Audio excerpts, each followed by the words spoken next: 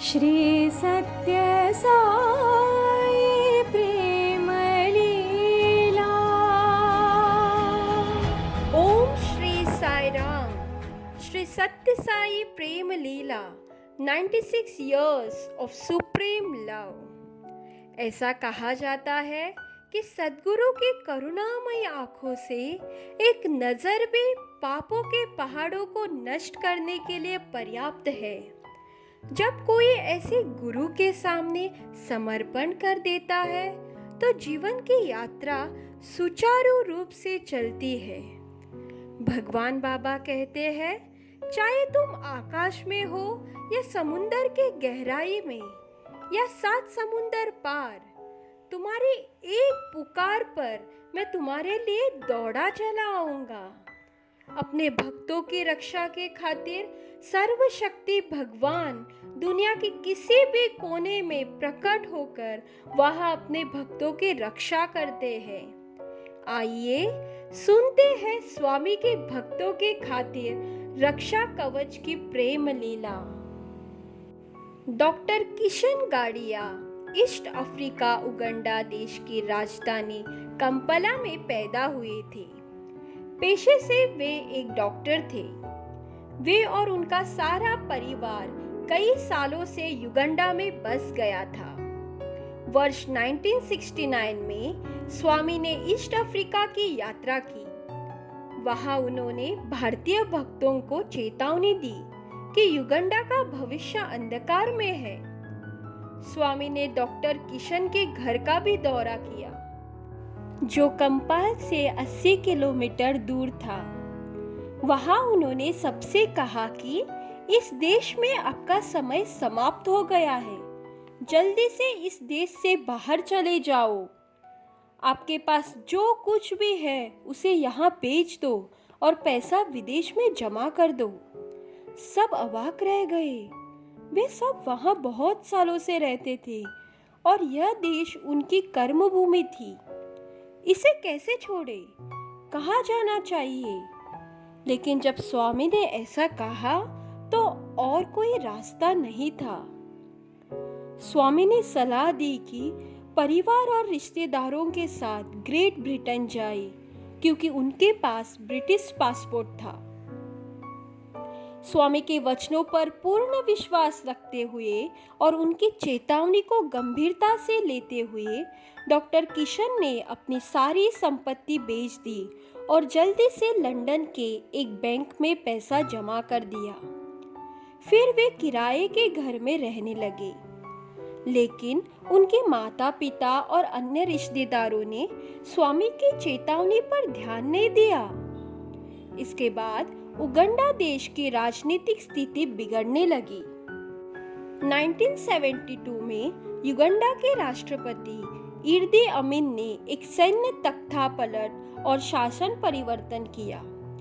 वह एक तानाशाह बन गए और सभी एशियाई लोगों को 90 दिनों के भीतर देश छोड़ने की चेतावनी जारी की और सब कुछ पीछे छोड़ दिया जाए। जो लोग इस आदेश का उल्लंघन करने से पीछे हटेंगे, वे अपने जोखिम पर ही ऐसा करेंगे। सौभाग्य से स्वामी ने आने वाले बुरे समय के बारे में बहुत पहले ही आगाह कर दिया था। एक दिन डॉक्टर किशन गाड़िया अपने किसी दोस्त से मिलने के बाद अपनी कार चलाते हुए लौट रहे थे। तभी एक जीप को चला रहे एक सिपाही ने उनकी कार को रोक दिया और उन्हें कार से बाहर निकलने के लिए कहा। उनकी कार की तलाशी ली गई, लेकिन कोई हथियार नहीं मिला। फिर सिपाही उन्हें एक सुनसान जगह पर ले गया और दोबारा उन्हें गाड़ी से बाहर निकलने के लिए कहा।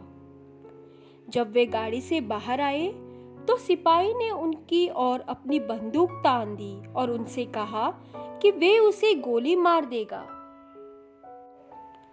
सिपाही ने फिर से उनसे पूछा कि उनकी आखिरी इच्छा क्या है। किशन ने कहा कि वे मरने से पहले अपने बच्चों को देखना चाहते थे। सिपाही ने उनकी इस इच्छा को अस्वीकार कर दिया। लेकिन उनसे कहा कि वे धूम्रपान कर सकते हैं। परंतु किशन तो धूम्रपान करते ही नहीं थे।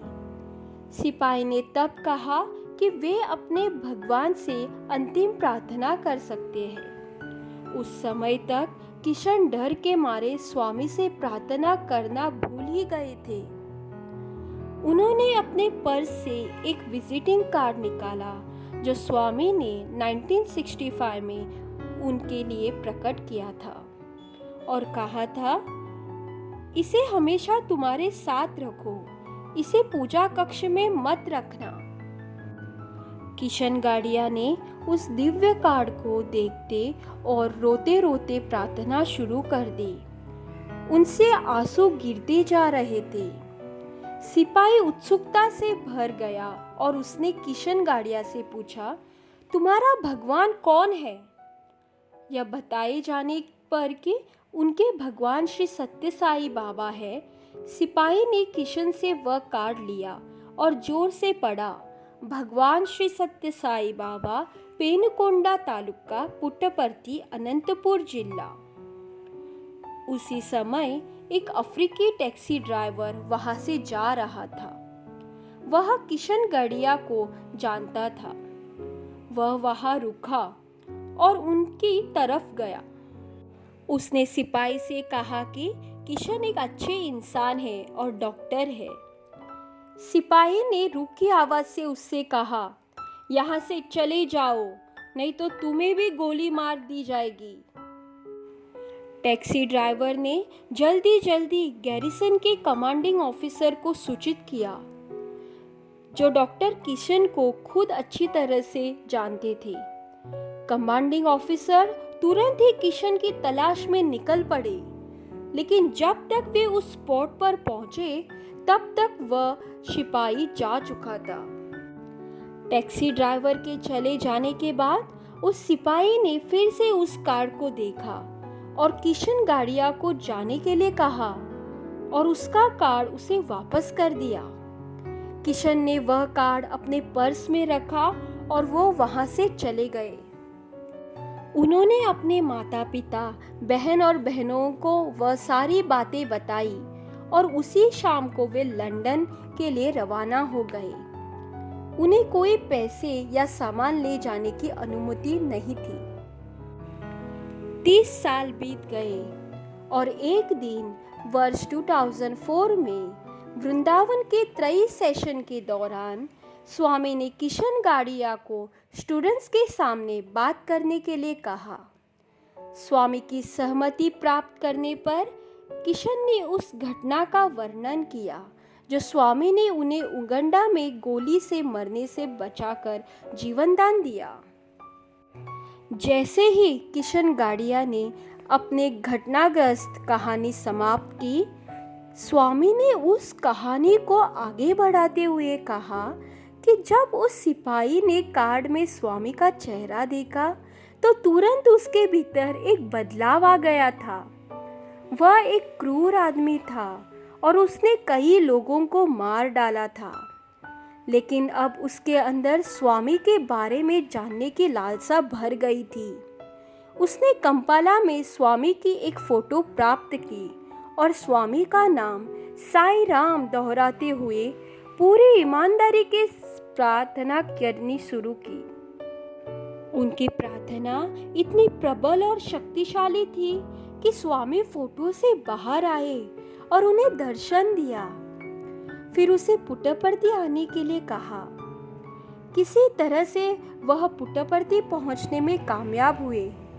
स्वामी के दर्शन के लिए बैठने पर स्वामी ने उसे इंटरव्यू के लिए अंदर बुलाया और उसे प्यार के प्रतीक के रूप में अपना एक रोब उसे भेंट दिया।